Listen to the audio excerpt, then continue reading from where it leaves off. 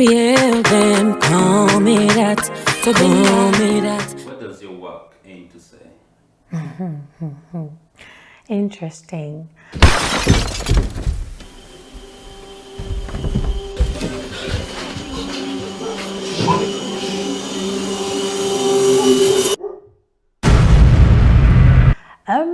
I don't really aim for, for anything.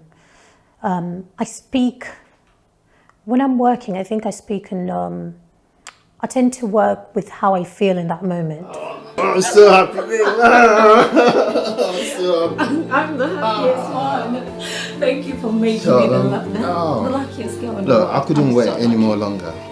And my feelings are never really based on, aiming to say something to somebody. If somebody picks up something from what I'm saying, wonderful, great, My girl said that I'll be alright. But I want you, baby, all night. You remind me that you're all mine. And I'ma show you I'm your woman. Oh, saved it all for you. Only you.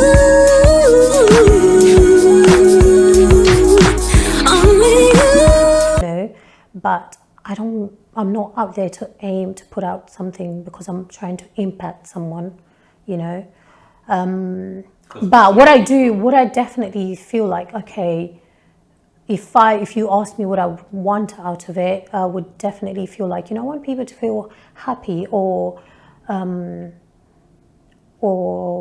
inspired. Yeah, because most of the people I think they sing about breaking up, relationship, like their life experiences. Yeah. And they try to put out there like, okay, this is what I'm trying to give to you so you don't fall into the same.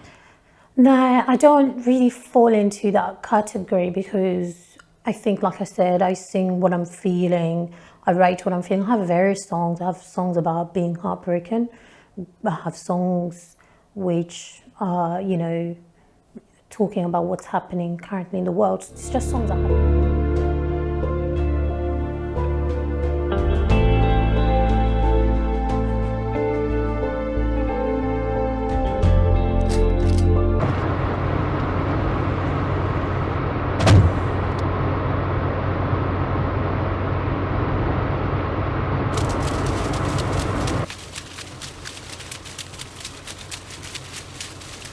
Just songs I haven't put out there, but I have all sorts of songs.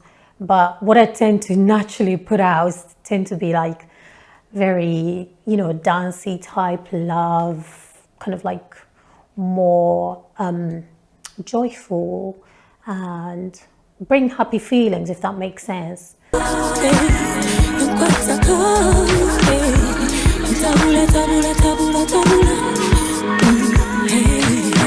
Oh na na na, oh na na na, oh na na na, eh eh. Oh na na na, oh na na na, oh na na na, eh eh. I like to make people feel good. Yeah. I like that energy. I don't like negative energy around me. And how does your work comments on the current situation about social media and? I haven't done any material regarding what's going on currently. I don't know if you're into politics, but I don't want to go into that too much. I don't want to go into politics. I'm very much into politics. I'm one of those girls, I just can't help myself. I think it's in our blood because my family members are also pretty much the same. So I always find myself commenting on something. I wouldn't say I'm overly political or but I'm kind of like always, aware of what's going on politically. What are your biggest influences? What, politically? Or socially, just social media? Socially or politically? Oh God, I don't know. Do I have any political influences? Michelle Obama is amazing. Definitely. I thought you were going to forget about that one. No, I wouldn't forget Michelle Obama. She is amazing. I watched her recent documentary, Becoming, on Netflix. Yeah. That was very inspirational, and oh my God, what a sense of humor. I just love people with a good sense of humor, you know, because you just know that you can be around them and have a good time. So I love that. I mean, there are other people that can't really come to my mind right now. Do you think like Michelle Obama, right? Do you think her like sense of humor is because her husband has a little bit of sense of humor, and because most of the African men have that, I definitely think, which you don't really find in the Western world, like people who are born and raised like, you know, like the Americans. Yeah. I wouldn't say that. I think it just depends. I don't know whether, but I've encountered loads of like white people who have a great sense of humor, and I think it just depends on the person. But yeah, definitely the African people, you know, we are like a different breed, and you see that in Obama, and I think their energies bounce off each other, and they're just such a power couple. I just wish that, you know, more people would be, you know, give off that energy and be, you know, wanting more good for the world. So how have you developed your career? I haven't really worked very hard on developing this career.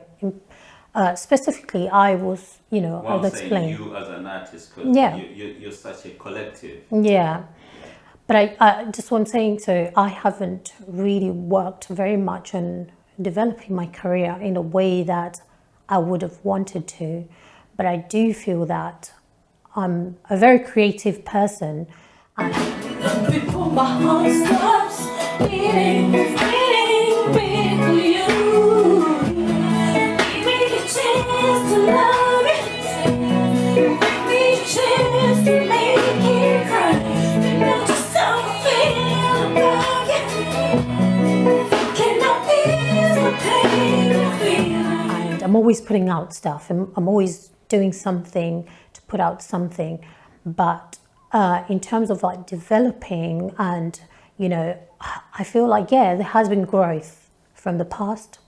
There's things I've learned, and I'm still growing. So I've had people along the way who have helped, you know, get to this point. So I cannot say it was just me, you know. Yeah, I mean, you're here, you're here.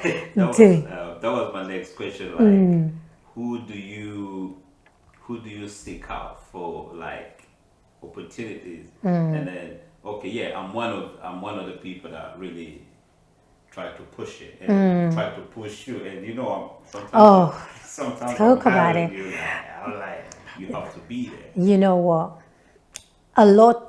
There are a lot of people in the background. I cannot even say how many. Very supportive people, always pushing me. But a particular type of people as well, people who really want what's good for me. I'm not talking about just people who just love what you're doing, like fans, but I'm talking about genuinity, people who are like, you know what, you can do this, like, just go for it. I'm like, you know, but I've got all this to do, I've got all of these things. Like, you know what, you need to stop complaining, you stop saying all these things. I don't think it's about the people. It's even the drive you have. Yeah. If they don't see in you. Yeah. I think with me. No. I think with me, abantu balabo batsimanyi, because nina moments where I'm like really driven. No about moments then, you know, then taking a time away, which I feel as an artist, I've had like Nabelane moments and I'm pulling it back a lot. I pull back, and like I said, you know, when I'm writing, sometimes I take a whole year. I mean, my recent song, which I've just done, it's taken me about 3 years to put out. So it's, you know, I'm consistent in doing other industry things, like, you know, acting, and so I'm always doing something. But in terms of like putting out material, it's a completely different thing, because I prefer to have something I feel like I'm confident in this baby before it goes out, rather than just throwing it out there. And, you know, critics will always be there, but I just don't feel like a huge number of critics is a good thing. You know, it means that that's underperformance, and I'm one of those people. If I'm doing something, do it well. Yeah. Do it well. That's what I love. That's one thing I love about you, because when you're in it, you're there to win it. I'm You all know, for the winning in the when you're doing it, do it well. Yeah, because it doesn't matter how many times you pull up, but do you have the drive when you come? Like, Yeah. you give it 100%. You've seen when I'm on set, when I'm doing, my head is on. I don't have to, I don't have time to be, even when I'm in studio, when it's time to record, when it's time, I'm a very joking person, very playful around people. But when it comes to being serious, I take my work very seriously. That brings me to another question. Yeah. How do you navigate the art in the world? What do you mean by? How do you navigate the art world? There's a lot that goes on, to be honest. So, from the whole, every day like we shot the Who to Blame film for 3 days. So I was, that was one of the filming days. For 3 days. It was consistent. And I was exhausted. I was like really tired because it was long hours from morning to, what time did we start? We started about 7 to about 2 in the morning. And then the next day again, 7 till 2, 3 days consistently. And then you leave that, you come home, and then you have like to write a song because you've been asked to do it. So you know what, going round that whole, going from one thing to another can be very exhausting. But at the end of the day, it's always you look at what you want the outcome to be. And for me, if I'm doing something, I'd rather do it well.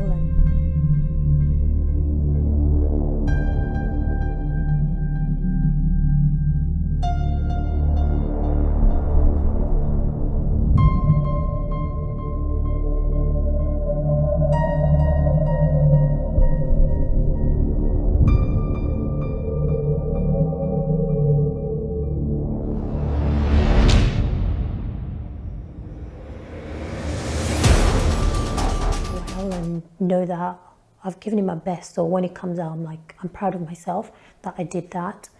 And yeah, that's how I try to navigate it. And it's just not easy at all. It's very exhausting. Yeah. Very exhausting. It's never easy. It's not easy. And the other thing is, let's bring it back now. You are a mother. I am, to a 7-year-old. And what are the challenges you find within the art industry? You having to look after your son, because I know you do.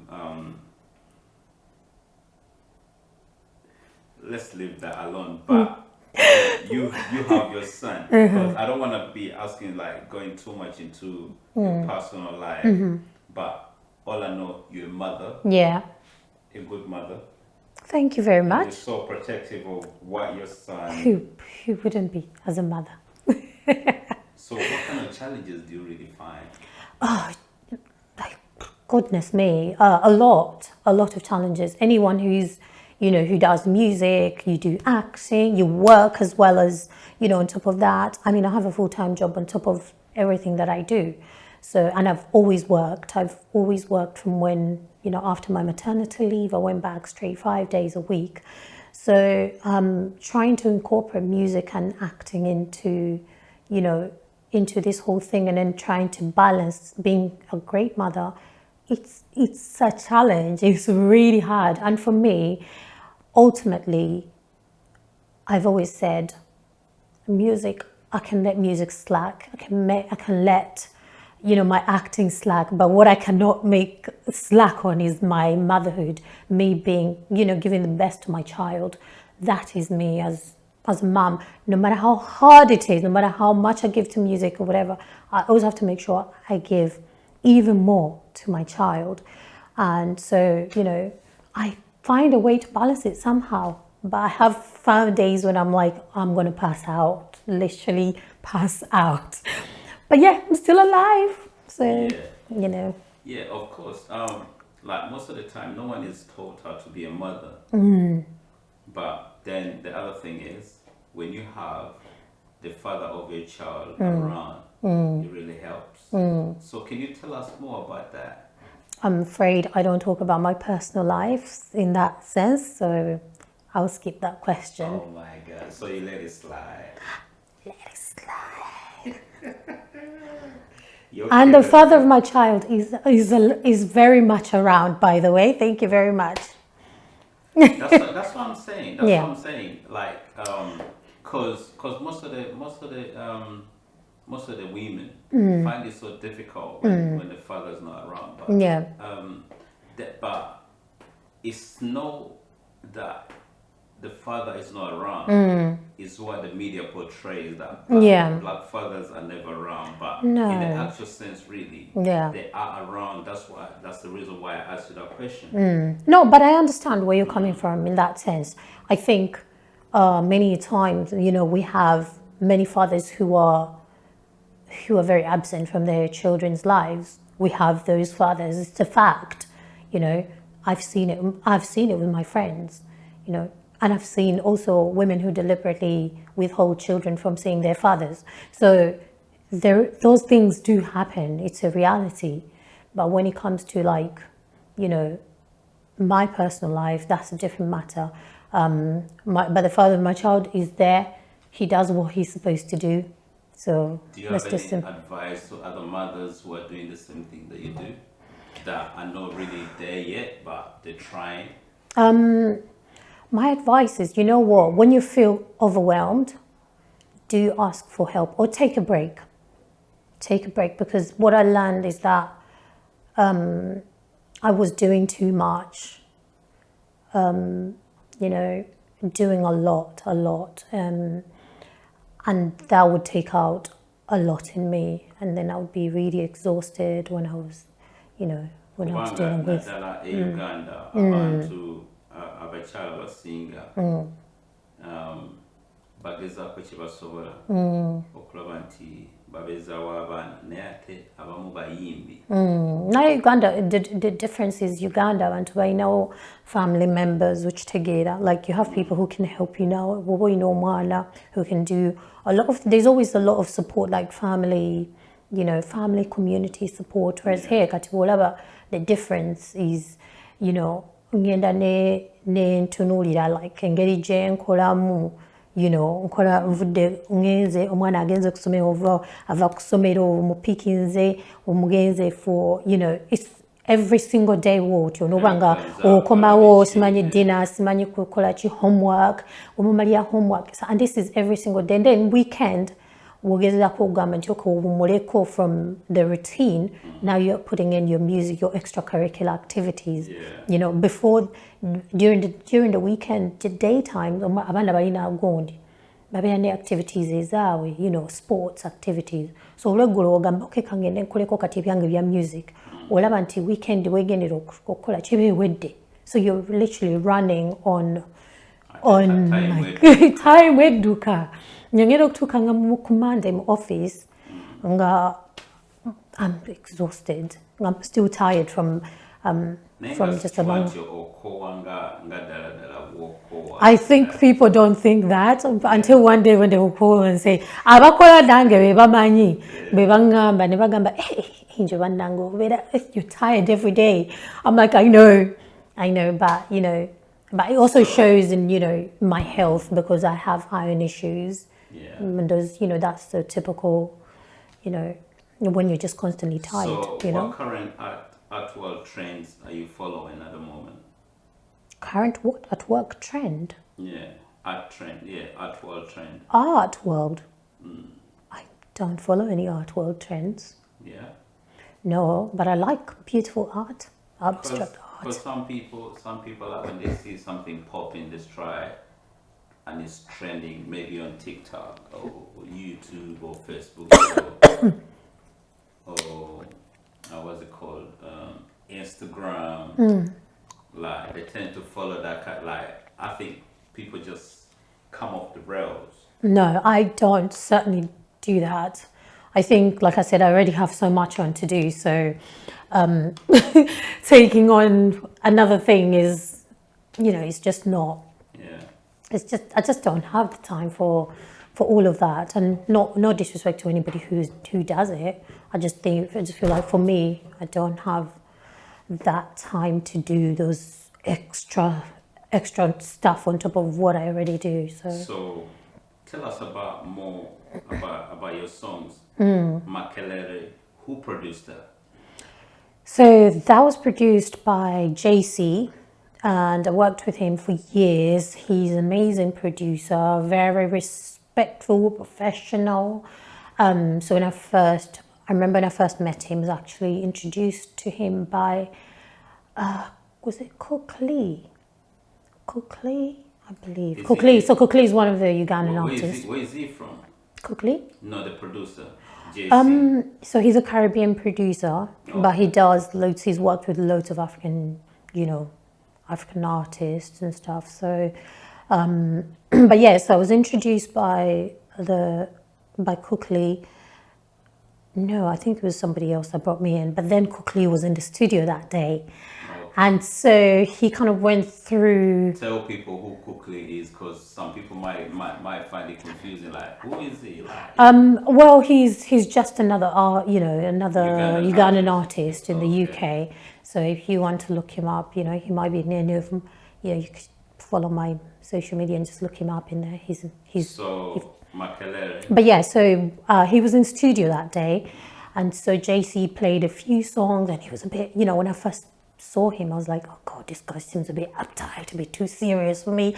I'm a bit playful. How am I going to handle this environment? Because I wanted to work with a new producer, because for years I'd been working with somebody who was not really putting things out. Yeah. So when I did meet JC, and he played us that track after a few other tracks, I was like, oh, this is nice, let's see what we can do. But I can't remember, there was something that prompted before I came into the studio. I'd already written the Makelele part. Okay. So when he played the beat, it was like cool. So then Cook-Lee and I actually wrote the first verse of the Makelele. Yeah, because he has Swahili in it. Okay. And I'm not well versed in Swahili, even though I understand a lot of it and also speak a little bit of it.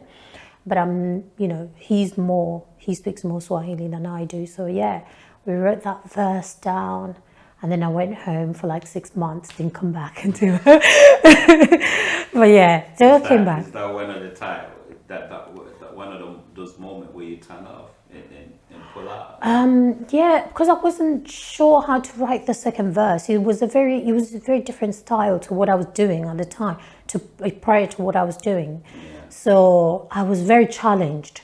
And when I'm challenged, I like to step back and see, review what I'm doing and see whether I'm doing well on that. And if I'm not, then how do I improve it? So that was what I was essentially doing. And when I came back with the second verse, I literally recorded it in one go and didn't need to do much more than that. And, JC was really happy that, I had it down. Then you came back with Nyash. Yes, I did. Oh, Nyash. Nyash was a little bit controversial because of the title. Because, most of the West Africans use Nyash. Yeah.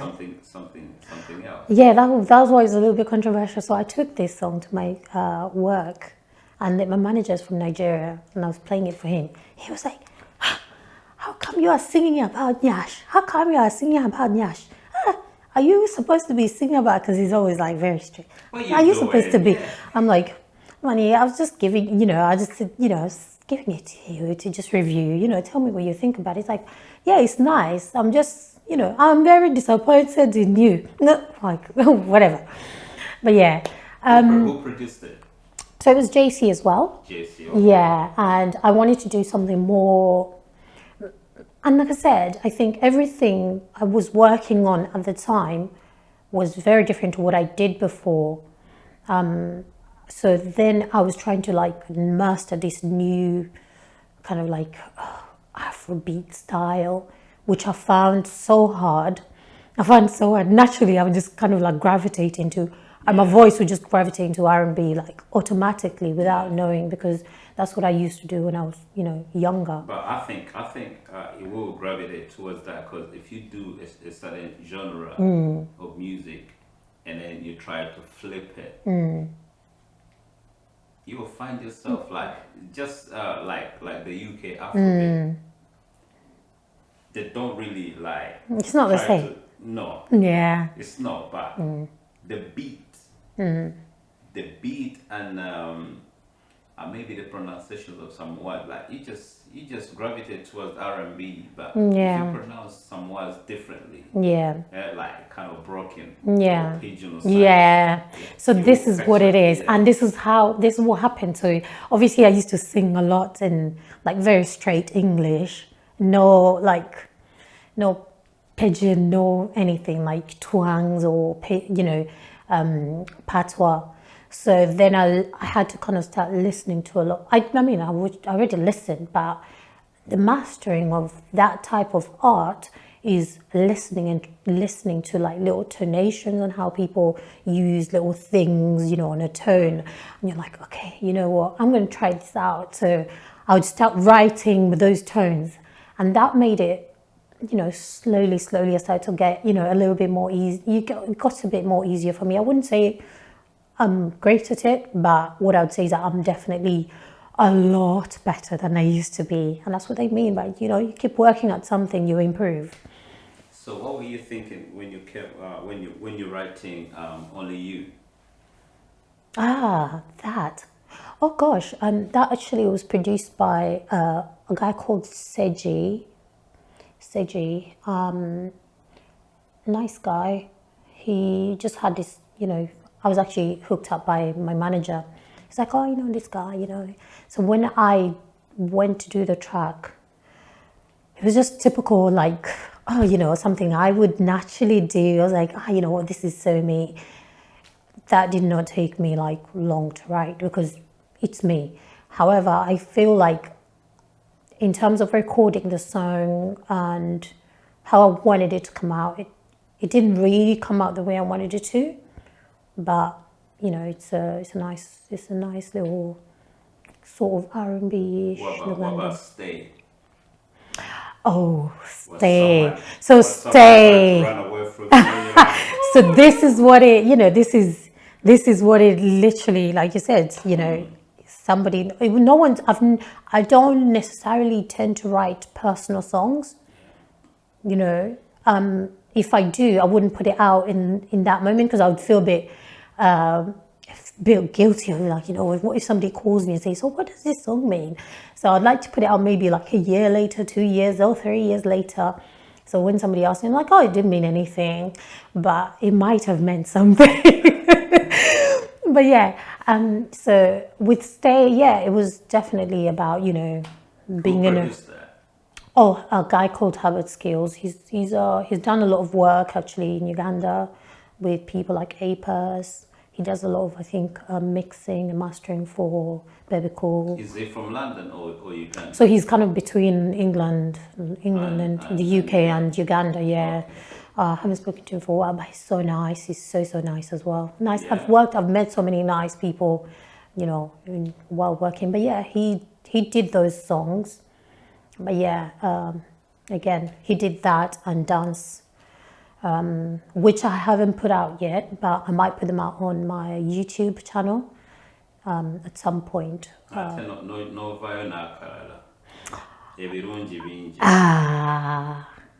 Yes, now that's my new baby. That's only like very recent, like about 2 months old. So Layla is featured on this?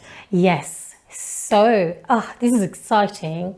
Because initially the song was not. So when I wrote the song, I just wrote it for myself. Actually, tell a lie. So when I first wrote the song, I didn't like the original version. No, I wasn't sure about the original version. So I sent it. So it was produced by Dr. Fizzle. Okay. And when I sent it back to him, I said, you know, what do you mean? I mean, what do you think about this? Because, you know, I'm the sort of person, I really, really criticize myself. I over review myself. I always evaluate everything I'm doing. And I like honesty from people who are close to me or people I'm working with. I don't like somebody who batters me and says, oh, you know what, Angel, you look nice, even though... Oh na na na, oh na na na, oh na na na, eh eh. Oh na na na, oh na na na, oh na na na, eh eh.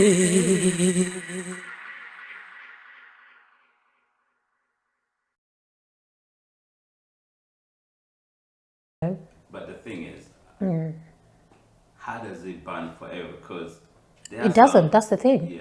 Yeah, you just have to really truly love the person. This is what I'm saying. So in that song, it's like when I'm saying it's because you can't describe how, you know, to the point where you've met the person that you know that no matter what the circumstances, whether the love is there or not, whether they're feeling butterflies or not, they're still there for you. If you're in hospital, you know that that's the person that's going to come and see you. It's the first person you can call. They'll always pick up your call no matter what. They never disappoint you. I mean, disappointments are part of life. I wouldn't say they'll never disappoint you. But what I mean is that the person is reliable. The person is there when you need them. And those are the things that really matter, because at the end of it, when those feelings go, you're stuck with that person. For those people who don't really understand Luganda, it means like you're full of different goodness. No, it's full of goodness. Ingredients. Like, yeah, there's a lot of good in you. Yeah, there's a lot of good in you. So, how did you, like, you're a solo artist, and then the first time I saw you in a band. Oh gosh, How did that come about? band stuff. Oh, forget that even. So band music. So I've worked with different people. I've done backing vocals for different artists, you know, who come to studio. They might be in and say, you know what, I want you to do backing for me. So I was doing stuff with, I was backing a guy called Sbl Motoka for his tour. So he does folk music. So obviously one thing people don't know about me is I'm a very versatile artist. So, you know, I do all types of stuff. I've done the whole Uganda. When I was younger, I used to do, you know, lead of traditional dance in school. So I've always been in this industry from when I was very, very little, when I was like maybe about 10 years old in primary school. And so when I was doing all these things, the Sebi's genre is very different to what I do. Very, very completely different. It's like more of a traditional. Yeah, it's folk traditional stuff. So I was backing him. I never understand it, but I love it. I think a lot of you find that even now majority of people probably don't really. It's not that they don't understand it, because it's in Luganda, it's in Swahili, and all that. I think they understand it, but it's not their thing. But you find that white people love these things because we've played in different festivals. So when he was touring, that's the original Afrobeat. Did you know what I mean? It is, isn't it? It is the original Afrobeat. Because one thing I love about it, like different instrument. Because when I was growing up, I grew up playing the trumpet. Okay. Interesting. I didn't know that about you. Yeah, I know about Okay. I know all about that. When I get a trumpet. Well, you better come to our, you know, give us some jazz. Yeah. I got two of them at home. Okay. I got trumpets. I want to hear you play sometime. Percussion section. I wasn't that keen on it, but I could like, you know, jazz drums, stuff. Yeah. I can hit them. I love that. I love all that stuff. That's my thing. The tubas. Yeah. They call them bangos. I think so. Bango drums. I don't know much about the instruments. All I know is that whatever comes out of them. You know the bango drums. I do know them. I do know the bango drums. Yeah. Yeah. Because my son was doing was doing percussion in drama school some years back, so he was doing some drums as well. so different genres, which I was like, okay. But anyway. But yeah, so back to how I got into the band. Yeah. So I was doing then the touring with Sebi, and Sebi has a bassist called Mr. Ngobi. Yeah. Yeah, Ngobi. He's also a saxophonist, very talented, musician, very, very talented. So that's where I met him. And I think, I have a feeling that he must have, tipped off the other people in the band about, me singing and all that, because he always believed in what I was, what I was doing. But yeah, he very nice guy as well. So then I had a call one time, and no, I did know Sam Cad. I cannot remember how I met all of them, but I'd met them on different occasions. But yes, I met Sam Cad on a different occasion. And then one time I had a call from James, and he was like, oh, we're doing this thing, do you want to do something with us? I was like, okay, I'll give it a shot. Not that I hadn't sung live before, like we've done some singing live. Your stage presence is felt. I can see your performances. Yeah, I love, and by the way, even with the live music is amazing. That is my thing. That's like absolutely my thing. This recorded stuff is great, but the live music is like tops it to like a different level. I'm telling you. But yeah, so that's how I joined singing with Galaxy Band. So now every now and again we have gigs. Tell them who the Galaxy Band is. So Galaxy Band is a UK-based band. Ugandan band. Yeah, Ugandan band, yes, of course. So what we do loads of covers and obviously original music as well. So we don't really perform my music, because my personal music, because that's kind of like a different, because when I go as ANGEL-SBL, when I sing with Galaxy Band, I don't sing as ANGEL-SBL, I just go as Angel. But when I'm doing my own music, I'm ANGEL-SBL. So I just try to keep it separate, so that I don't have, I'm not mixing, because I'm a completely different artist when I'm doing ANGEL-SBL, even on stage. I thought with your diverse in kind of different music, you can just drop it in there to promote, like when the different audience. If I have to go mentally, I have to be prepared for that. But usually, I haven't done anything where I've had to because honestly, like ANGEL-SBL is probably like an alter ego anyway. Because when I'm performing, after performing, I'm just like, oh my God, now people are going to start talking to me. Like, it's just not what people do. And this is what people do not understand, like about artists. Sometimes not every artist is like a fame crazy person, not all of us are for that. For me, I just really genuinely love to sing and perform for people. But after that, I can't deal with all these people coming up to me. I mean, I do understand that it's it comes hand in hand, because if you're singing, people will want to talk to you. People want to, and I just have to be nice and just say. Do you sign autographs already? I don't sign any autographs, unfortunately, because I don't feel like I'm a celebrity. I don't feel like I just feel like I'm just an artist who's just putting entertainment out there. So, yeah. So during this pandemic and the lockdown, have you learned any, or have you developed any new kind of art or some new skills? I have actually written a 5-minute play, which I am intending to work on with you, Mister. And then I've also I'm working on a song with a Ghanaian artist. Okay. His name is Lippy. And yeah, he's a rap artist, but also a very, very talented guy. And again, very nice. I keep meeting all these nice people. They're all very kind people. So but yeah, what do you think about like African music taking over at the moment in the UK?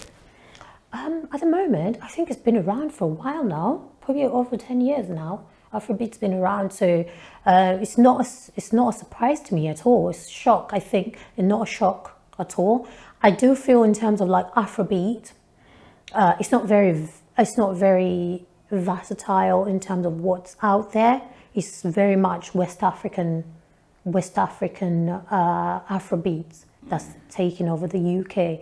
So any Ugandan, East African artists, guys, if you are out there, please come on board and yeah, create our own genre so that we know that, so you know, we can have our own, you know, version, and please make it great, make it good. I believe that it can happen. I think it's the artists in the UK, like, but the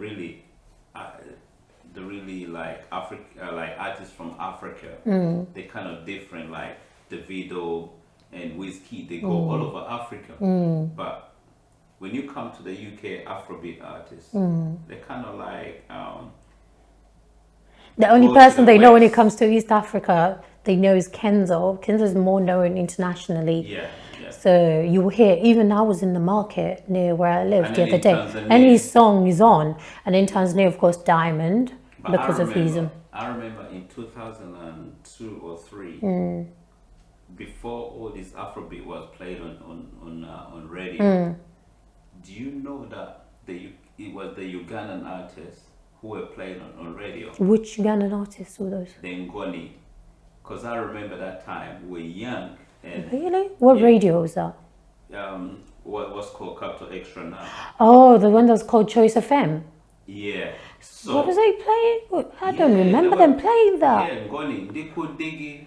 Yeah, but I don't remember that ever playing. And I was a Capital Extra listener. I never listened. I never heard that. Yeah, so I remember back in the days that those were the Afro, like the proper first kind of urban Afrobeat, Afrobeat artists that were playing on radio. But then, like in 2004, towards 2004, things started to change. It disappeared. 'Cause I think the management of that then Choice FM. Yeah, because that changed. It was purchased by a Capital Extra, and that's when there was a change. But anyway. But yeah, I do feel that, you know what, we do have a lot to do in East Africa in terms of like, because we have everything now. We have loads of talented artists. We have a lot to do. No, I mean in terms of promoting ourselves. I'm not talking about, that's what I said. We have everything. We have amazing videos. We have great singers out there, good performers. I think there's still an edge where West Africa is still taking over. So we need to crack that. You know the reason why? Because if Ugandan people do music, they do it for East Africa.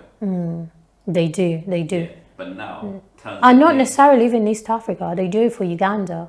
I've been told as an artist many times, Angel bibi okola bikolera bagundi audience yo yagundi onokolera abantu abana Uganda enyimba. But the thing is that I have, you know, for me, I don't sing only for, I have different audiences. I sing for Nigerian audiences. I perform in Nigerian crowds all the time. Not all the time, but you know, I sing for different. Because in the UK. Exactly. So it's a varied audience. So I can't just focus on singing just Luganda or just a style of Luganda, which, by the way, I don't even know if I can do it the way the Ugandan people do. So I have to do what I know I'm best at doing rather than trying to copy everything that Ugandan people are doing. I think you just have to stick on being an artist or a creative. Yeah. But anyway, ANGEL-SBL, yes, for coming. Thank you for having me. It's been such a lovely time to be here. It's been a chance. Yeah. At last, I got you. I'm glad to be here. You know what? I always bump into you anywhere else, but you know, making it all the way to here, I've had a great time. So, you know, now let's cheers to some drink. You know, lockdown is over. Thank you for coming. Thank you. Yeah, lockdown has been eased up, and I think I look forward to doing more projects and more films. Okay, that's good. You're gonna be in them. I look forward to working. Are you paying? Of course. Michael always pays, so Michael always looks after me. No but joke. Yeah. My MK Cypher Films, guys. Thank you very much.